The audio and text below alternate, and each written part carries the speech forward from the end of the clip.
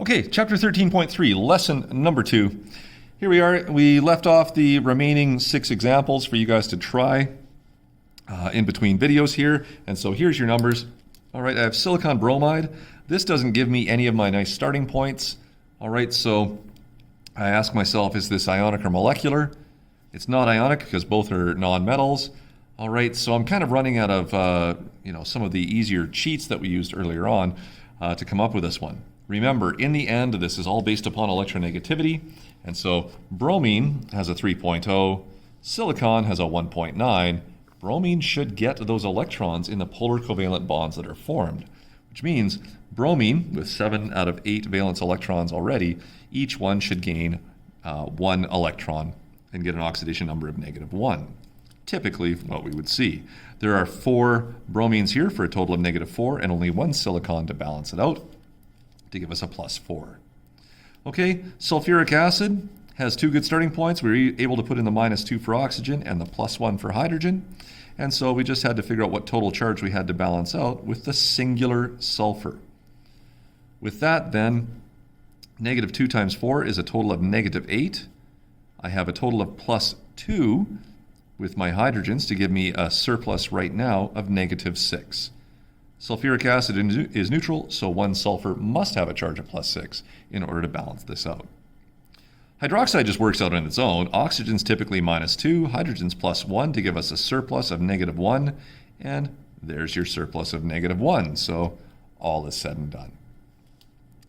There's your peroxide ion again. It's an O2 grouping with a total of 2- charge. So how do I take a 2- charge and share it amongst 2 equal atoms? Well, there's your -1, or you go to your rule about peroxides on the previous page and realize that oxygen in peroxide is always a -1. Here's one that's got a little bit of a weird, wacky one. You've got oxygen bonded with fluorine. We would normally say, hey, oxygen is going to be -2, but wait, we have a molecule that involves fluorine. Fluorine's the most electronegative, so it always wins the polar covalent sharing. So fluorine becomes -1. I have 2 -1s here to be balanced out by a single oxygen. Oxygen has to be +2, a rare oddity and a good test to deal with fluorine. And then I threw one more hydrocarbon at you to show you that we can get one of these fractional coefficients. Hydrogen here is its typical +1, and so you've got 14 of those to be balanced out by 6 carbons. That means that each carbon must be 7/3, all right, or about 2.3. And of course, its sign would have to be negative to balance out all that positive charge. So I hope those went well for you. Again, don't forget to check the homework, but let's move on and see why we have learned to do this.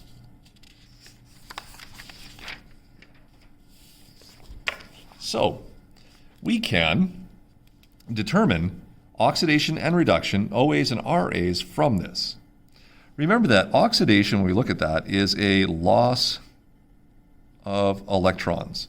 And so if I'm losing negative particles, I should see us move towards the more positive end. Think of it like a number line.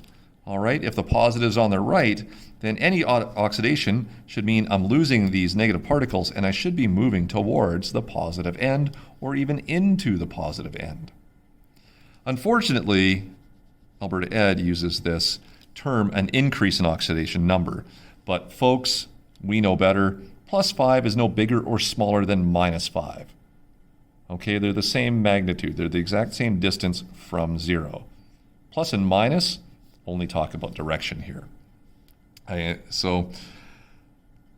Most of us would think +20 is bigger than -20. I kind of get where they're going with this one, but realize that while the diploma might use the words an increase, we're actually just talking about a loss of electrons or moving more towards the positive end of whatever scale we've got. Reduction then is that gain of electrons,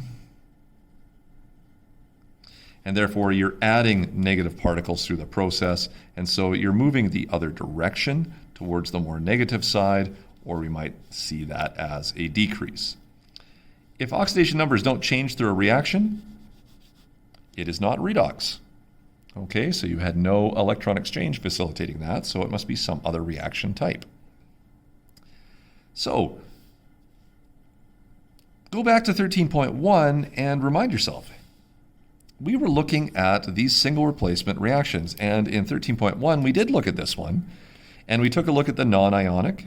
And then we went to the net ionic. And then total ionic. And then we went to the net ionic. And once we saw those individual things in the net ionic, like silver ions, elemental copper, copper ions, and elemental silver, we were actually able, without even really discussing redox, able to identify oxidation and see the loss of electrons and reduction in the gain of electrons before we even really got our feet wet in this unit. So by having these numbers available, we can interpret the change.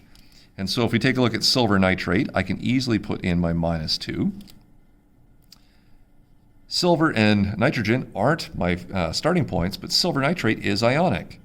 And so silver is a +1 ion, nitrate is a -1 ion, so I know that silver has to be +1 in ionic compound.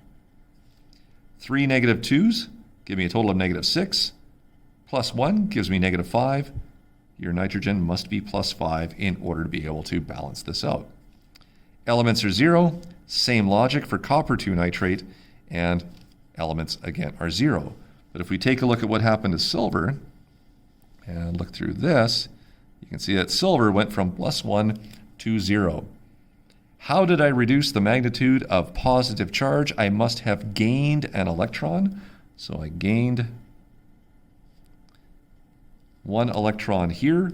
That is by definition a reduction. And remember what gets reduced? The OAs get reduced. Copper, on the other hand, started at 0 and finished at +2. How did I move to the +2 side here, or the more positive side?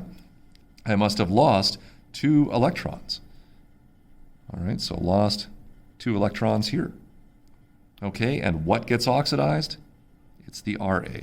So we can do all of these things here the same way we did at the very beginning of the unit, so long as we have an ionic charge-like number for everything so that we can see the changes in those ionic charge-like numbers called oxidation numbers. So we will be asked to interpret oxidation, reduction, OAs and RAs, and gain or loss of electrons from these oxidation numbers in a lot of our test questions. So here's exactly what we saw back in start of 13.1. Okay, here's copper reacting with zinc. This is a net ionic equation. I'm not even going to put in the oxidation numbers here, just to show you that we were able to do this before. Remember doing this? Zinc did something. It went from +2 to neutral. How could I go from a +2 entity to a neutral entity? Did I gain negative electrons or did I lose them? I must have gained them. Remember doing this? And so this was reduction.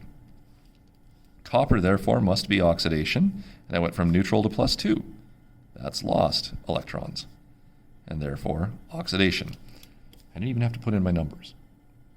If I put in my numbers here, and I've kind of run myself out of room here, all right, copper is 0, silver is a +1, silver here is 0, and copper here is a +2, actual ionic charges. And I can see that copper goes from 0 to +2. 0 to +2 only makes sense if I'm losing electrons. So if I'm losing electrons, this must be oxidation, and copper therefore must be an Ra in this particular case. Silver, on the other hand, must have gained as we went this way, okay, and therefore it is reduction, in which silver ions are the OA. See what we're doing here? So we're just using these oxidation numbers like they were ionic charges from our old net ionics to be able to identify any sort of gain or loss.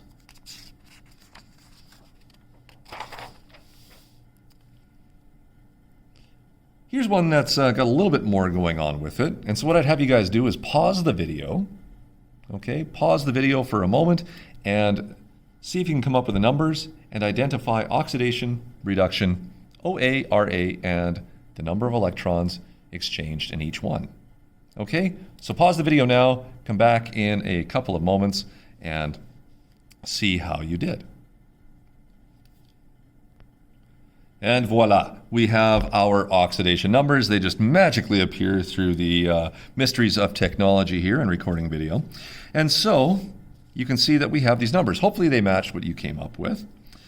And we take a look for any sort of change through this one. A lot of them were already given to us, but we did have a couple of molecules and polyatomic ions, failed molecules, to deal with here to come up with some slightly different numbers. All right, we can take a look at manganese. Manganese starts at +7, finishes at +2. Whoa, that's a change. All right, so if I start at +7 and I finish at +2, I must have gained 5 negative particles to do this. Therefore, this is reduction for manganese. And so that must mean something gets reduced. What gets reduced? The OA gets reduced. In this case then, we take a look at oxygen. Oxygen's -2. It finishes at -2. No change means no gain or loss of electrons. Iron starts at +2, but finishes at +3. Okay, so there's starting at +2, finishing at +3. How did I get more positive charge here? Well, I can't gain protons, but I can certainly lose an electron. And so therefore this is oxidation, and iron is, my RA. Make some sense? I hope it does. You might recognize this one. This is number 33 from the previous homework assignment, the one that was essentially impossible when we were trying it out in the homework through the half reaction method. We had identified it as a challenge problem in an earlier assignment at 13.2. Now what we can do is we could go through this one quite easily with our oxidation numbers and come up with them. All right, what I'm going to do is just pause here for a moment, let you try that out, okay, and then I'll show you the finished solution, and hopefully you guys are able to match it. Surprise, there they are. So as we take a look at this one here, we've got a whole bunch of numbers that you can take a look at. Hopefully you're able to match all of those through your example work. And we can see that in this case, nitrogen is reduced as its charge moves towards the more negative side. It starts at +5, finishes at +3. The only way I can do that is to add 2 negative particles, 2 negative electrons, and therefore a gain of electrons is reduction of the OA of nitrogen. Chromium also changes. It starts at +3 and finishes at +6. So it must have lost electrons, 3 in particular, in order to oxidize here. Okay? Hopefully that made sense. This is just a long, drawn out one with lots of ionic compounds. Took some good thinking there. All right, if you're having troubles identifying that some of these were ionic, you may have had some difficulties with the sodiums and the chromiums and the potassiums throughout. Okay, so go back to the previous set of examples when we were looking closely at some of the ionic compounds. The rest of this is if you want a second way of balancing equations. This is required with my APs. It is not part of the regular Chem 30 program. So optional, optional, optional. So you get to decide if you want to go through this. I will let you read it. Here are the rules, 1 through 6. Okay, and I've got a couple of guided examples that go with it as well. Most students at this point, if they realize they're not on AP, want to defer this and wait until they get to university before they start using it. I'm kind of feeling like my brain is full, and so I don't need to add something that is optional to it, so you can just cross that out and not worry about it. Okay, so I leave it entirely up to you. Your textbook has examples on how to balance with oxidation numbers.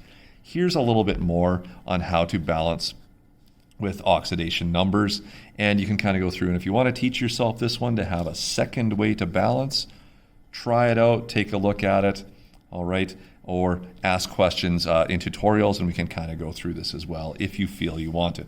But I found over the years that about 90% of the students don't want to have this second safety net, and they decide to defer it until further chemistry. Okay, so as we kind of go through the notes here, you can see that the rest is just sort of examples. This is example number 1. Kind of go from that. There's the finish of example 1. I've kind of been showing it step by step there, what's happening in each one. Here's another one for the reduction of iron ore, and it just kind of goes through the individual steps as we go through it. All right, and finishes there. And if you want to try a couple more practice problems with it, you can certainly try those. Okay, so for your oxidation state practice, here we are, 585 to 593. Take a look at that one. Remember that balancing is not required in this method. You just have to assign them and be able to recognize redox from them. That's as far as you go. All right, so one more thing that we can do with these oxidation numbers is to deal with kind of a weird little point here called disproportionation. In disproportionation, all right, I learned it at university as autooxidation, something easier to say, but we will use disproportionation on the diploma exam. So know that word, okay?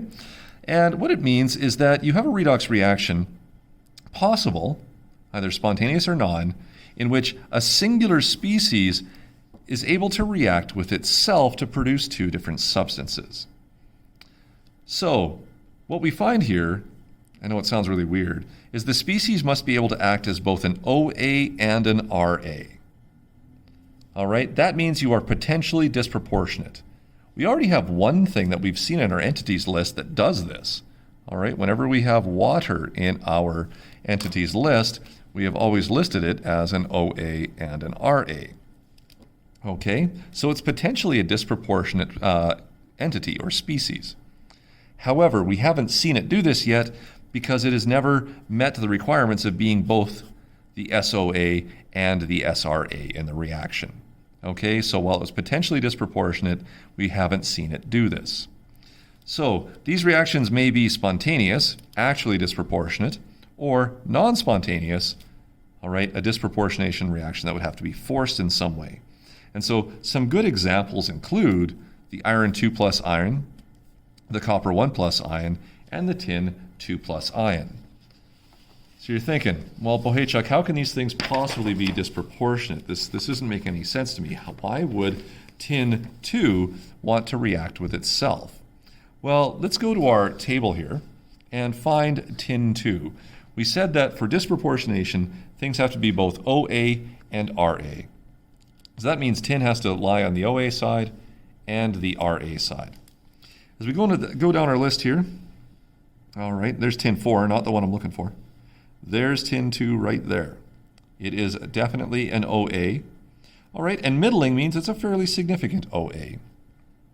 On the RA side, we move down the list here, and oh my God, there's tin 2 as well. So tin 2 is both on the OA and RA side. So that means in a list, if I had tin 2, it would be an OA and an RA. In other words, potentially disproportionate.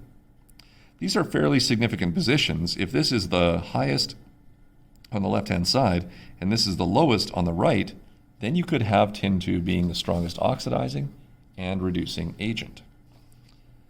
Copper 1 plus is another one that this can happen to. It is also on both sides of our table, and so it can undergo a disproportionation reaction.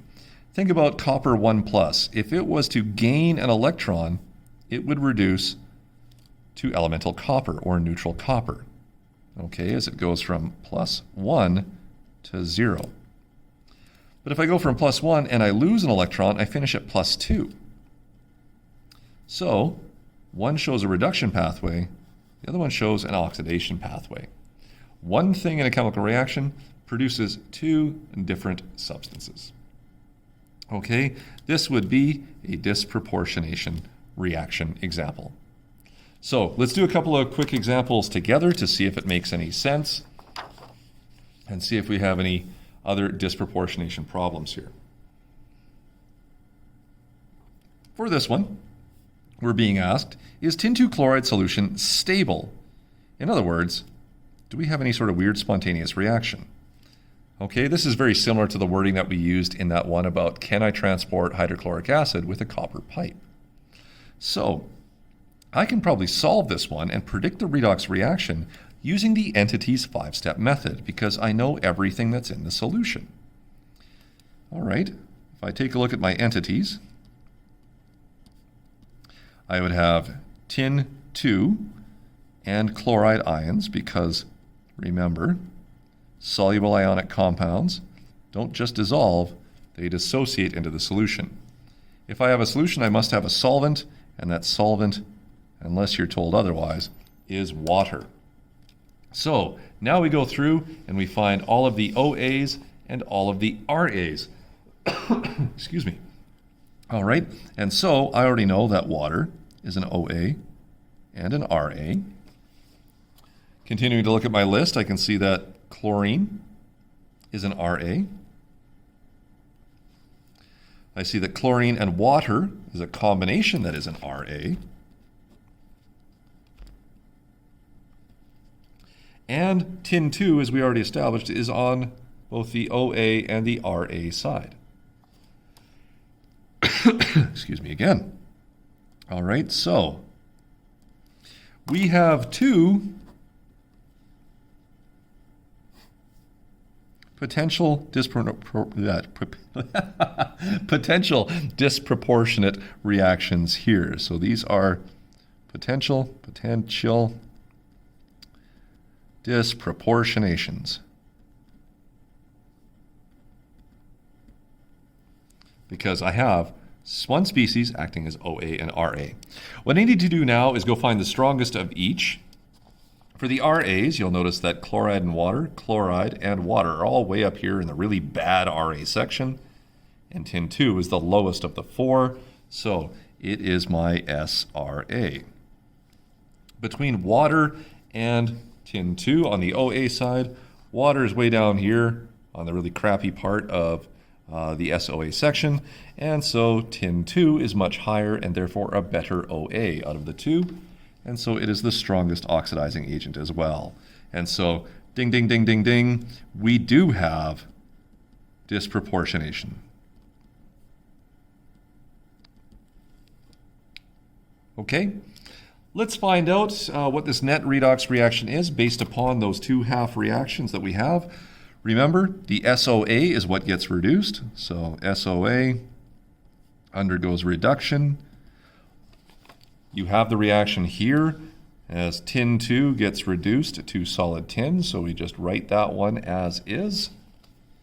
So tin 2 plus gains 2 electrons to reduce to solid tin. The SRA gets oxidized. And so we take a look at tin 2 as the RA.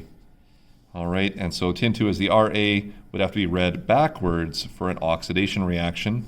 And so tin 2 gets oxidized by losing 2 electrons to tin 4 plus.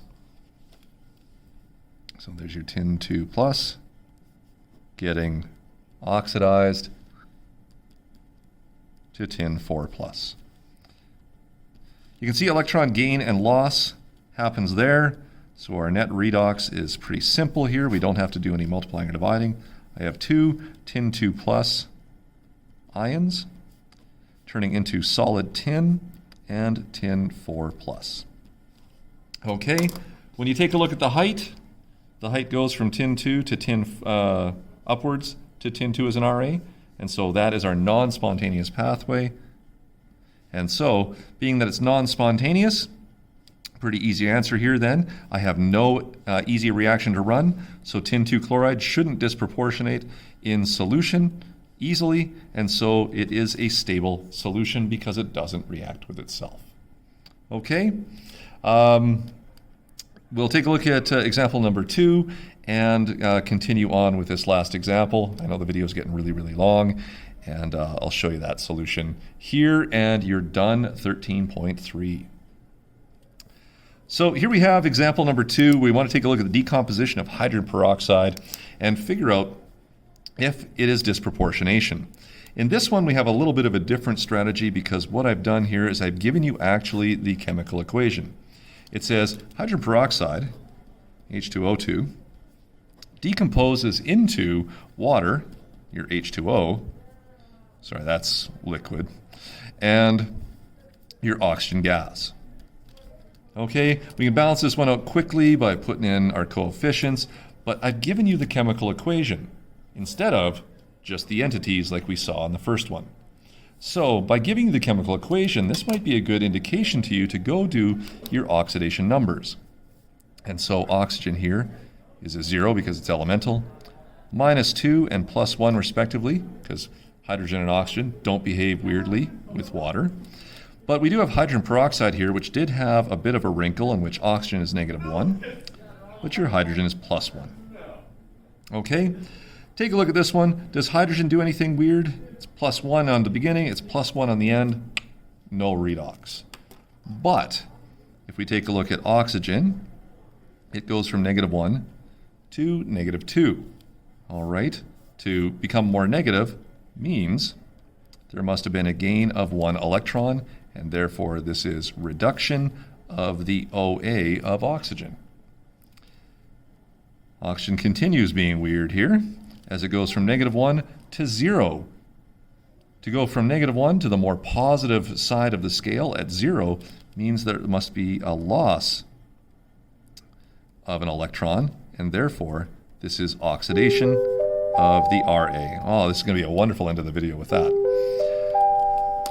So we can see that oxygen was both OA and Ra here and produced two different forms of oxygen as products. So the decomposition of hydrogen peroxide is definitely disproportionation. All right, so there's 13.3. Hope it went well for you guys, and I'll see you in the next video for 13.4 on Stoic.